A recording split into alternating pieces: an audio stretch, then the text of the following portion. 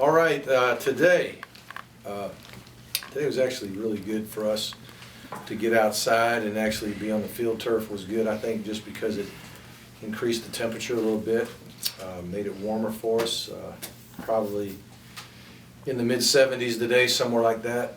And being on the turf might have helped ratchet it up just a tad. It's about to where we'll be playing on Saturday if things don't change, so I thought that was good. Yesterday, working in the at the Falcons indoor facility. First, I want to just publicly thank them for allowing us to do that. It was very good.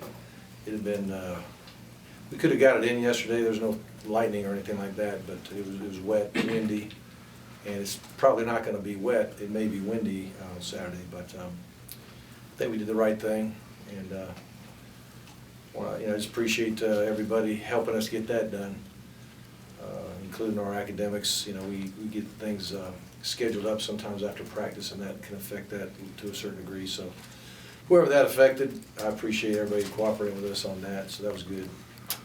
I think our scouts have done a very good job this last couple of days of giving us a look. It's just so crucial when they give a good look. It gives us a chance to see if we got issues, whether it's offense, defense, special teams. Was thankful for that, and anyway, we're getting closer. Got one more day to work.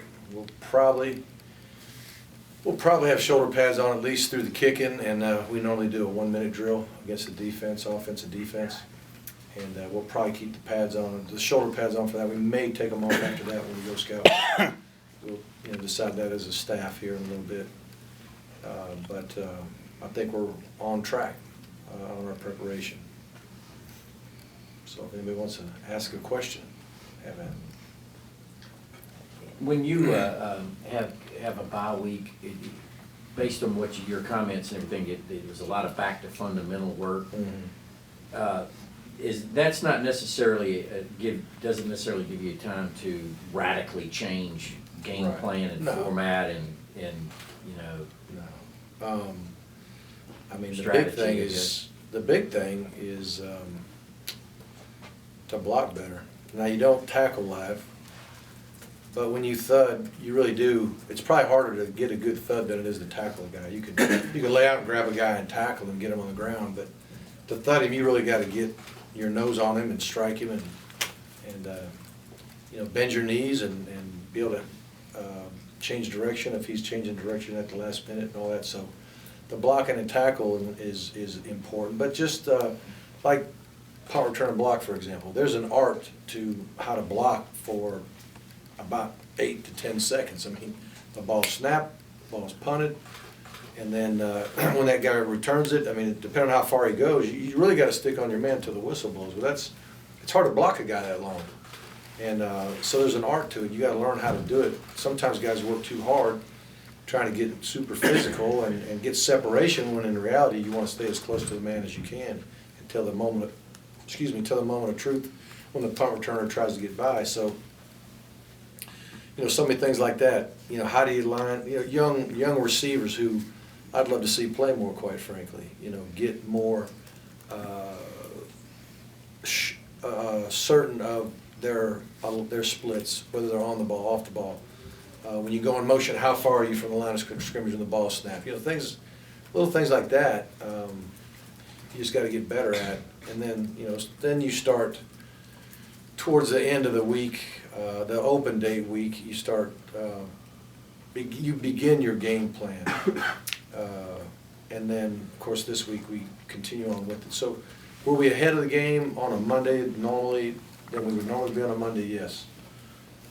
But we didn't just spend the whole first week working on scheme of what we're going to do against Florida as much as working the fundamentals. And there was a lot of recruiting going on too. Tuesday, coaches were out on the road. Friday, coaches were out on the road recruiting. And so it's hard to get everybody in the room together and get your game plan together when you guys are on the road. So it's just an important time for that as well. Coach, you've spoken before about some of Grayson's inconsistencies. He's had some of the issues he's had with that.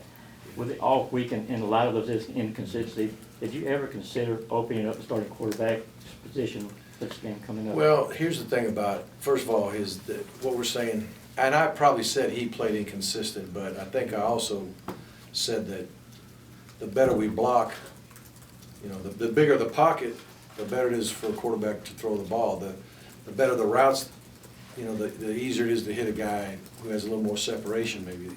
So it's really, the inconsistency has been as a team, as a unit. And we've been inconsistent in some areas on defense and special teams as well. So, you know, when we talked about competition and spring ball and all that, we did roll guys at all positions, just saying, hey man, let's all get better. Let's all be focusing like it's a spring ball or early camp and give everybody a lot of reps and try to get better as a team. Was that thought ever cross your mind, though, that maybe giving someone else an opportunity to see if you can get better results? I think we evaluate that every week at every position. I mean, that's just how football is. That's the type of environment that we're in. Everybody's job is up for grabs. So what are the chances we'll see a different starting quarterback Saturday? All I can tell you is we've been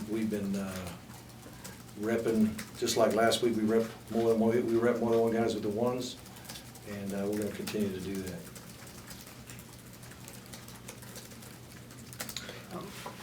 Is that the same two guys repping it? They all got work. They all got work with the ones. Same in reference to I guess Antonio Callaway. What have you seen on him on film of his ability on special teams? Well, I know he's the first one down on the punt team. He's either making the tackle or forcing somebody to fair catch almost every play. Very fast guy, and a guy that's you can tell is taking a lot of pride in covering kicks and doing a lot of things, quite frankly. But his speed is one of his greatest assets, and it's pretty impressive what he's doing.